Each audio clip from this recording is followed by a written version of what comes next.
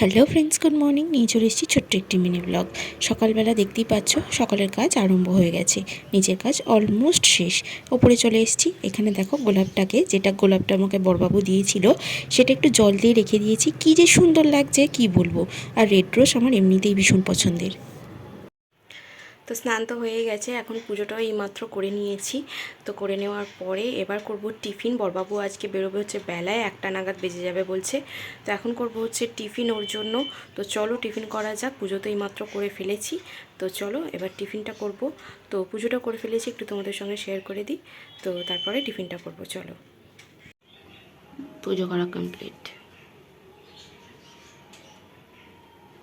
তারপর পুজো সেরে চলে এসেছিলাম নিচে বড়বাবুর জন্য টিফিন বানাতে। ও বলেছিল একটু ডিম পাউরুটি বানিয়ে দিতে, তো সেইটাই আমি বানাতে এসেছি। এসে দেখি 4 পাউরুটি নিয়ে রেখে দিয়েছে। কে খাবে তার ঠিক নেই, কিনেছে 4টে। ও এরকমই করে, যখন ওকে কোনো কিছু কিনতে বলা হয় ও কম জিনিসটা কিনতে পারে না। ও এরকম বেশি বেশি করে কিনে নিয়ে এবারে নাও পড়ে থাকবে, নষ্ট হবে, আবার নিজেই কদিন পরে ফেলে দেবে, এরকম করে। তো যাই হোক, ওকে আমি করে দিয়েছিলাম 2টো। 4টে কিনেছে, কী করবো, সেই জন্য ওকে 2টো বানিয়ে দিয়েছি। তো ও তো দেখেই বলছে যে আমি যদি এইটা এখন খেয়ে নিই, তাহলে আমি যে একটাই বেরোবো, তাহলে আমি ভাতটা কখন খেয়ে বেরোবো। আমি বলেছি যে খাও, খেতে পারবে। তো ওইটাই বানিয়ে দিয়ে তারপরে ওকে খেতে দিয়ে দিয়েছিলাম। তো দেখো বানাচ্ছি বটে, কিন্তু এই ফার্স্ট টাইমে বানাচ্ছি, কীরকম কী হবে জানি না, তবে বানিয়ে দিচ্ছি। এটাই হচ্ছে, আমি রান্না খুবই কম করি, তো যেটুকু করি মন দিয়েই করি, এরকম ব্যাপার।